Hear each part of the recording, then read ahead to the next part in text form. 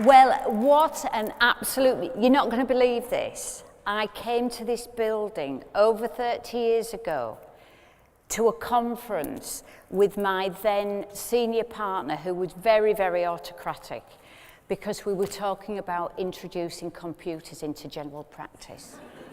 Can you believe it? These are my notes, by the way, so I'm just going to put it there just in case I lose my drift. Right, Bake Off. I'm going to start with Bake Off. It's great to be amongst practice managers. I worked as a practice manager for 20 years, but over 30 years in the NHS as a whole. So just to start off, can I have a show of hands if we've got any Bake Off fans in the audience? Marvellous, marvellous.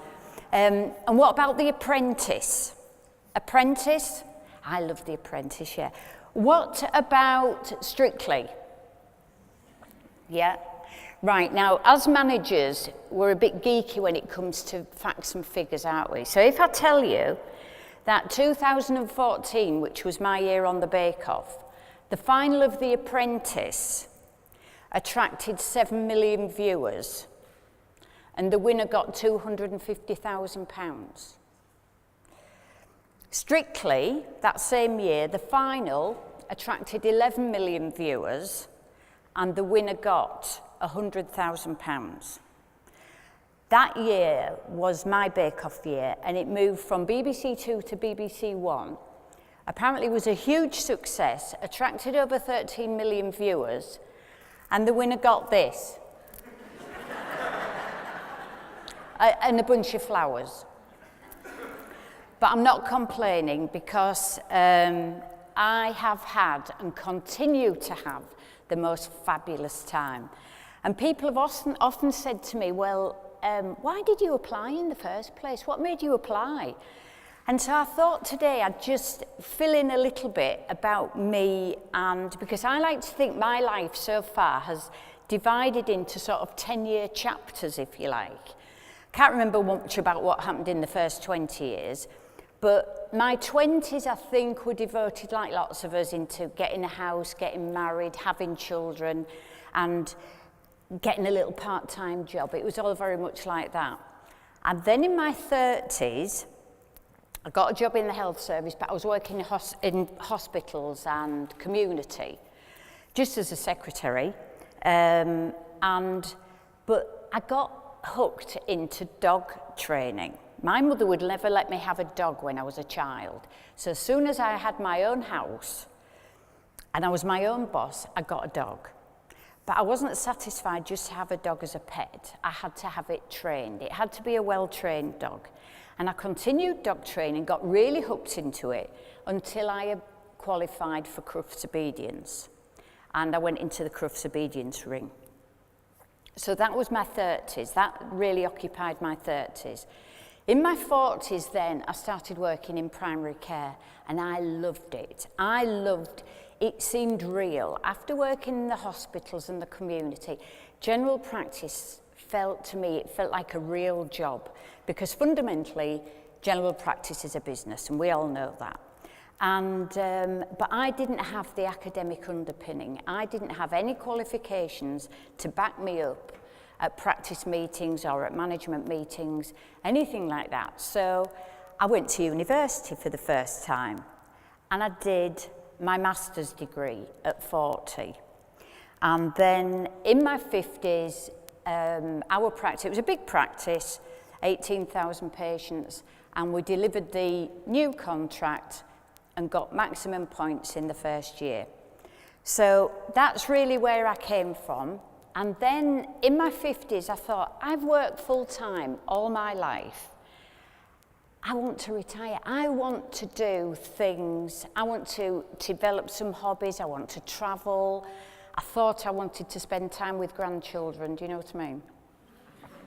And I wanted to have more time for myself. And I've always enjoyed baking and cooking, but I cooked and baked to feed a family, not to enter competitions. But I actually started to embrace this cookery lark and baking. And I was a Bake Off fan.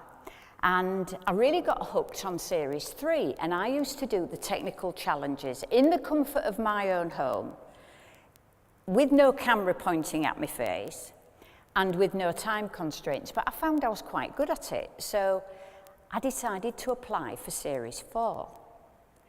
And you fill in a form online, and then there's a series of auditions. And I got an audition, and I couldn't believe it, and I told everybody. I even told Al Butcher that I'd got an audition for the Great British Bake Off, because secretly inside, I thought I was going to get on the show. And then I got a phone call to say, I'm sorry, but you've been unsuccessful. And I thought, I'm going to have to go and untell all these people now that I've not got on this show. So I did ask for some feedback. I said, is it because I'm too old? Is that why I didn't get on? They said, oh no, it's not about age. No, your bread was absolutely crap. So I said, oh. All right, so I spent a year practicing my bread and applied for Series 5, and of course the rest you know about. And so what have I done since winning Bake Off? Well, I think the fantastic thing about Bake Off is it's a family show, and people of all ages have learnt to love it. And so I've been into primary schools with little children, secondary schools, colleges. I was on board entertainment on a cruise, and I probably lowered the average age down to about 75. And but it is great. I write recipes, I do some talking like this, demonstrating.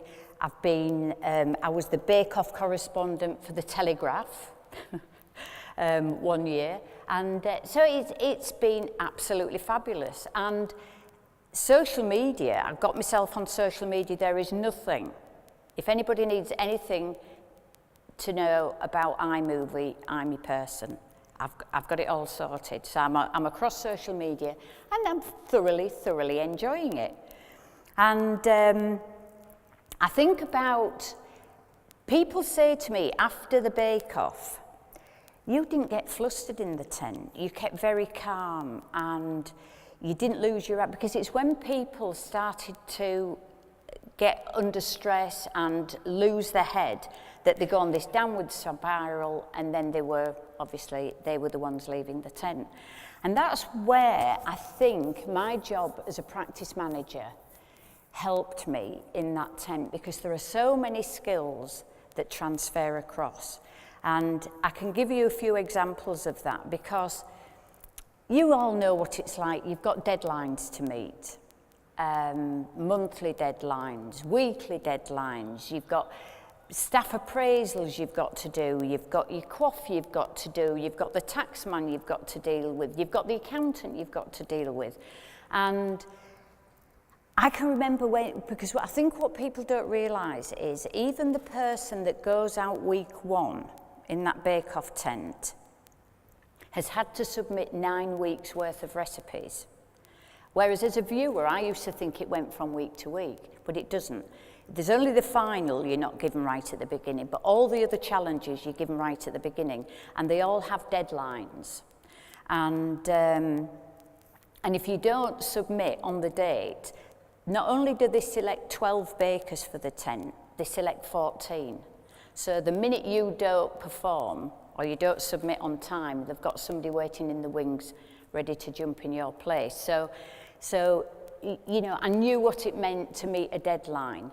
And, you know, working with within a time constraint, obviously every one of those challenges had a time bubble attached to it, whether it be 2.5 hours, 3 hours, or in the final it was 5 hours.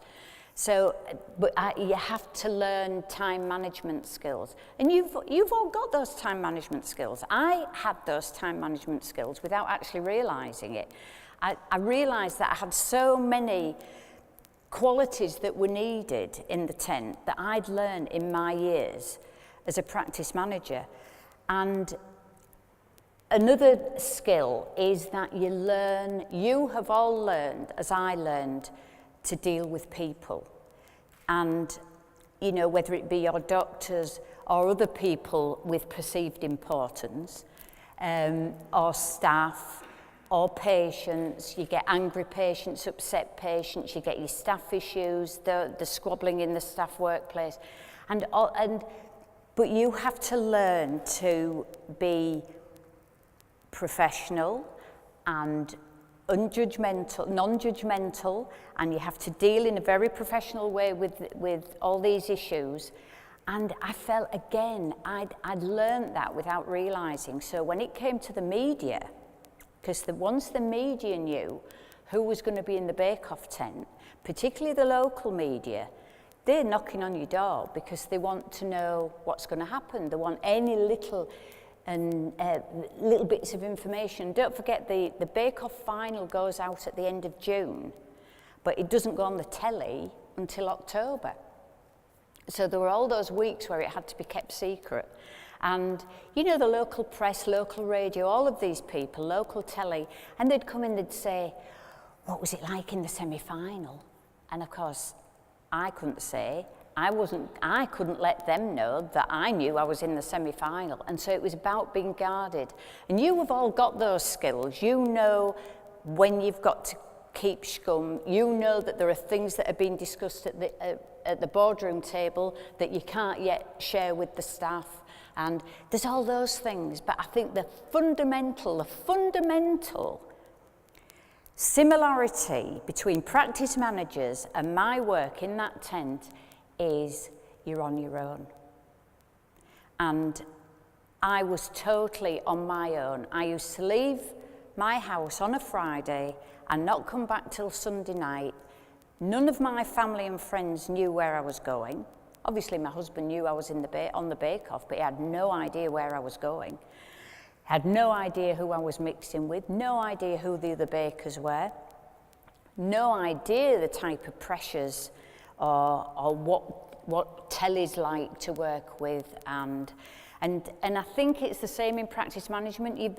It's a solitary sort of job, you know, and I think if there's a group of people like you've got practice manager forums and that sort of thing, I think they're invaluable. I never had that when I was at work, and I have to say there are times I felt really quite isolated and fairly solitary, and have I made the right decision with that today? Or, you know, there was nobody to bounce that around with, and I don't know whether you have that, but I do feel that I was in that tent, and the competition was not with Paul or Mary or the other bakers. The competition was with me, because I knew that if I could perform as well as I had done in my own kitchen during the week with the stopwatch going, if I could do only as well as that, then I would be all right. And that's really, I think I learned that I didn't really get nerves, and I didn't take it too seriously either, because I was there to enjoy myself, and I thoroughly enjoyed myself. And just one thing people say to me, what's it like to be a celebrity? So, and I'll finish with a little story, because you remember the programme Extra Slice that goes out after Bake Off, and they talk to the person that got thrown out of the tent that week. And when it was my Extra Slice, because what they do, they pre-record it. So they pre-record it, well, they did. What they'll do now, I don't know, but they did. They pre-record it Sunday night. Bake Off then goes out on Wednesday, and then I think Extra Slice was either the next night or the Friday night, something like that. But because it's in front of a live audience, they said, oh, we can't do that. We're going to have to record it the day of the final. Because we've got a live audience going on, we don't want any spoilers. So the final was going out on the 8th of October evening, and so Extra Slice was going to be recorded 8th of October morning, which was a Wednesday morning.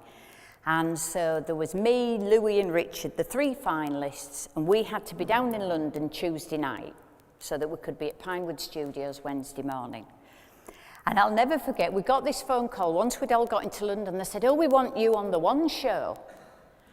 And I thought, that's brilliant. Fancy being on the One Show. Bake Off's going on the One Show. Fantastic. So they put us in a taxi, the three of us, at Pinewood Studios. It was about a 50-minute ride through to BBC Broadcasting House. And when we pulled up outside, I kid you not, there were paparazzi everywhere. Everywhere. Big lenses, all this, some of them sitting down, some standing up. And Louis said to me, I did not expect this. I didn't. Oh, I said, I did, really, because it is the most watched programme on the television this year. So they said, well, you know, you're the girl, you get out first. So I said, oh, all right then. So I got out, and this is not an exaggeration. This is not an exaggeration. I got out of this taxi, and I was dolled up anyway for the telly. Do you know what I mean? And so I sort of, and so, you know, like this, and not a single camera flashed. Not one. And then this guy said to me, can you move out of the way because we're waiting for Cheryl Cole? So if anybody says to me now, what's it feel like to be a celebrity? I say no. There is Meryl Streep. She's a celebrity. Cheryl Cole is a celebrity. I'm a retired practice manager, but I happen to win a baking show. So, but thank you very much for being a fantastic audience this afternoon, and I'm really looking forward to listening to the rest of the speakers. Thanks very much, everybody. Cheers.